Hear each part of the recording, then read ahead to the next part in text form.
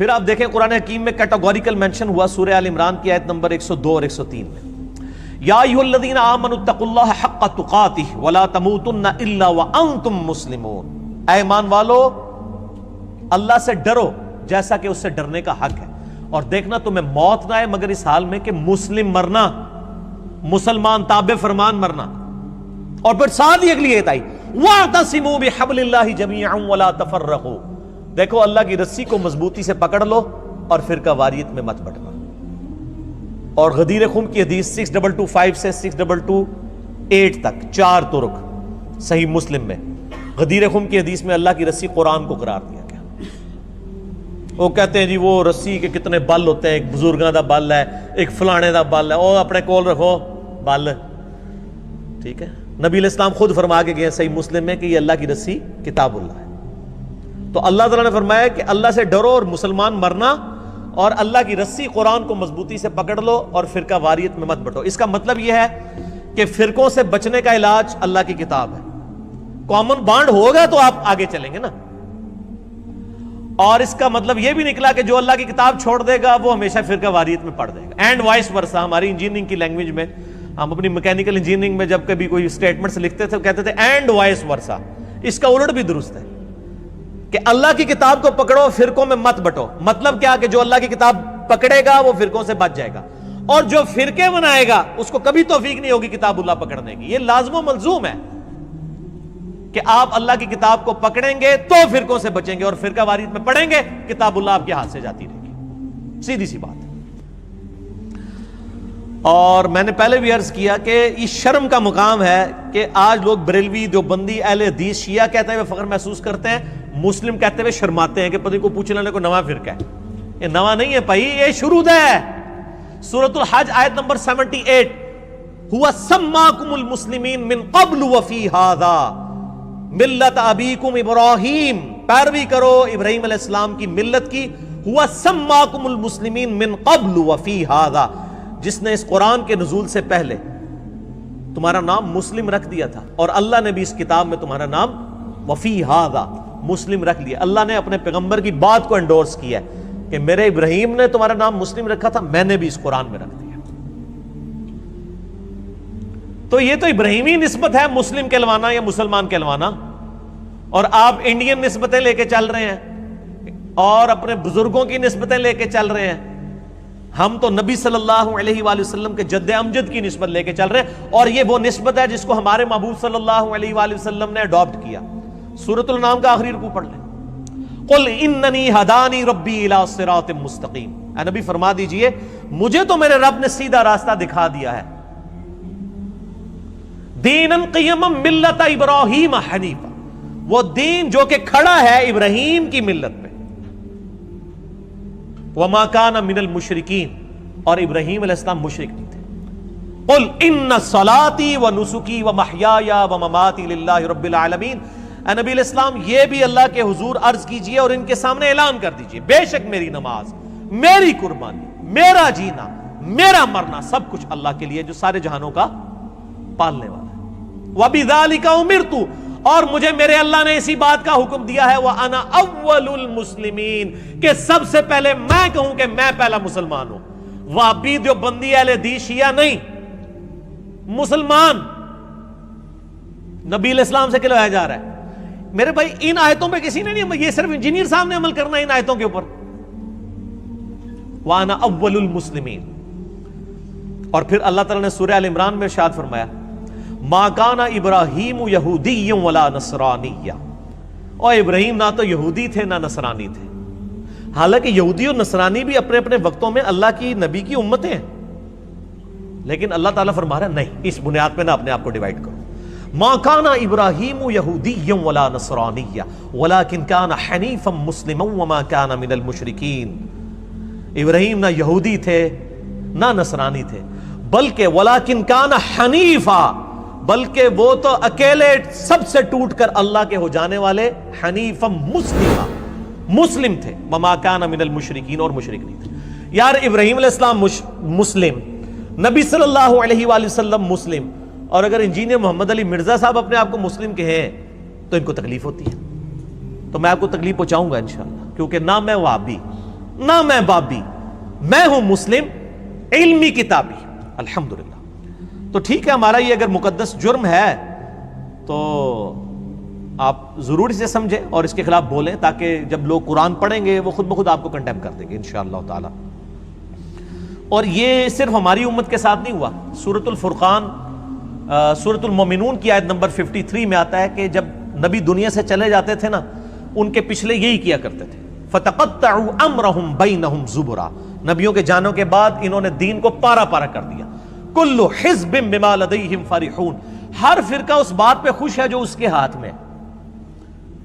یعنی یہودی اس بات پہ خوش تھے کہ دیکھیں جی جو ہے حضرت عیسیٰ علیہ السلام جن کو تم اتنا بڑا مانے ہوئے ہو، وہ بھی مطلب جو ہے وہ موسیٰ علیہ السلام کے بعد آئے ہیں، وہ تو ہماری یعنی یہودیوں کی اولاد میں سے تھے۔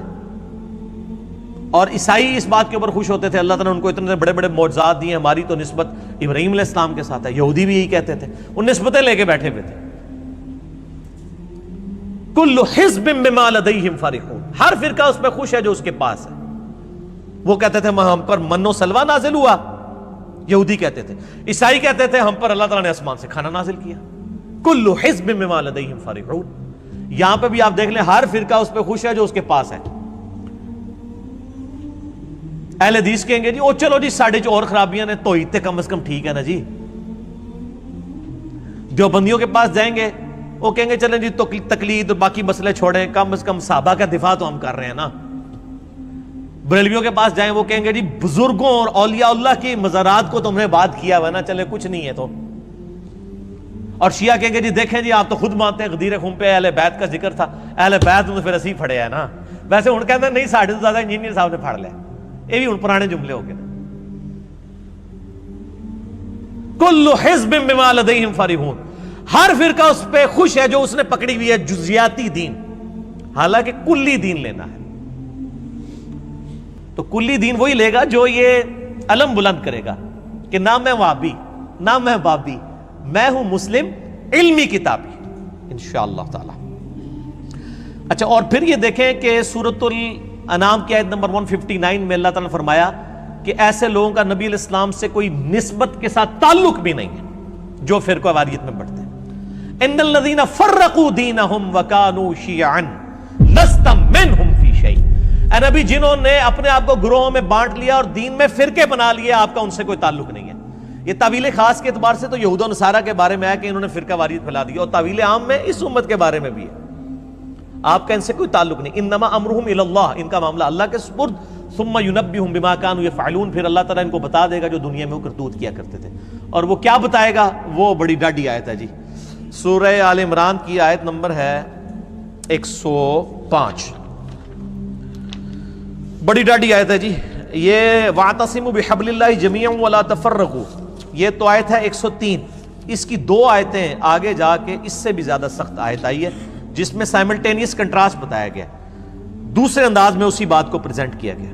اعوذ باللہ من الشیطان الرجیم، وَلَا تَكُونُوا كَالَّذِينَ تَفَرَّقُوا وَاخْتَلَفُوا مِن بَعْدِ مَا جَاءَهُمُ الْعِلْمُ، دیکھنا ہے مسلمانوں ان لوگوں کی مانند مت ہونا جنہوں نے فرقے بنا لیے اور علم آ جانے کے بعد اختلاف کیا۔ یعنی کون؟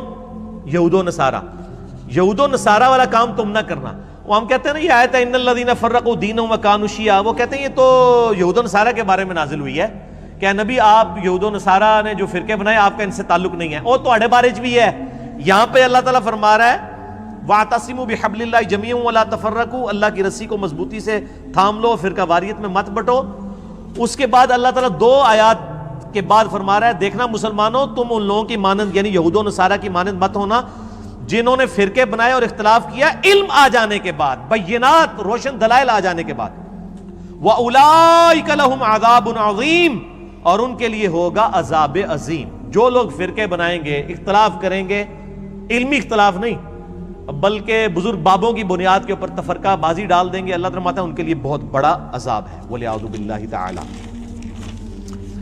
اس حوالے سے میں اسی کوسچن کے اینڈ میں سورۃ الانعام کی آیت نمبر 153 بھی چاروں بیان کر دوں سلوشن کے طور پہ۔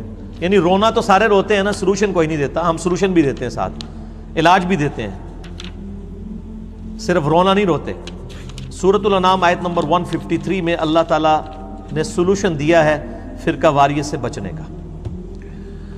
اعوذ باللہ من الشیطان الرجیم، بسم اللہ الرحمن الرحیم۔ وَأَنَّ هَذَا صِرَاطِ مُسْتَقِيمًا، اور نبی صلی اللہ علیہ وآلہ وسلم سے کہا گیا آپ فرما دیجئے کہ بے شک یہ ہے میرا راستہ جو کہ سیدھا ہے، فَاتَّبِعُوهُ، اس کی پیروی کرو، وَلَا تَتَّبِعُوا السُّبُلَ، اور ادھر ادھر کے راستوں کی پیروی مت کرنا، فَتَفَرَّقَ بِكُمْ، وہ تمہیں فرقوں میں ڈال دے گا، تمہیں ٹکڑوں ٹکڑوں میں بانٹ دے گا، عن سبیلہ، میرے راستے سے، ذالک وصاکم بہ، یہ وہ ہے جس کی وصیت کی جاتی ہے تمہیں، لعلکم تتقون، تاکہ تم ڈر جاؤ۔ یہ آیت مسند احمد میں صحیح سند کے ساتھ حدیث ہے، مشکات المصابیح میں بھی انٹرنیشنل نمبر کے مطابق 166 ہے کہ نبی صلی اللہ علیہ وآلہ وسلم نے زمین پر ایک سیدھی لکیر ایک دفعہ کھینچی، دائیں بائیں ٹیڑھی لکیریں کھینچی، اور پھر اس سیدھی لکیر کے اوپر ہاتھ رکھا اور فرمایا یہ دائیں بائیں شیطان کے راستے ہیں، ہر راستے پہ ایک شیطان بیٹھا ہوا تمہیں اپنی طرف بلا رہا ہے، اور میں تمہیں اس راستے کی طرف بلا رہا ہوں۔ آپ نے اس سیدھی لکیر پہ یہ انگلی چلائی اور یہی آیت پڑھی، وَأَنَّ هَذَا صِرَاطِ مُسْتَقِيمًا، اور آگاہ ہو جاؤ کہ یہ ہے میرا راستہ جو کہ سیدھا ہے، فَاتَّبِعُوهُ، اس کی پیروی کرو، وَلَا تَتَّبِعُوا السُّبُلَ، ارد گرد کے ٹیڑھے راستوں کی پیروی مت کرنا، فَتَفَرَّقَ بِكُمْ عَنْ سَبِيلِهِ، یہ تمہیں فرقوں میں ڈال دیں گے، پھاڑ دیں گے تمہیں اللہ کے راستے سے، ذالک وصاکم بہ لعلکم تتقون، یہ ہے وہ جس کی تمہیں وصیت کی جاتی ہے تاکہ تم اللہ سے ڈر جاؤ۔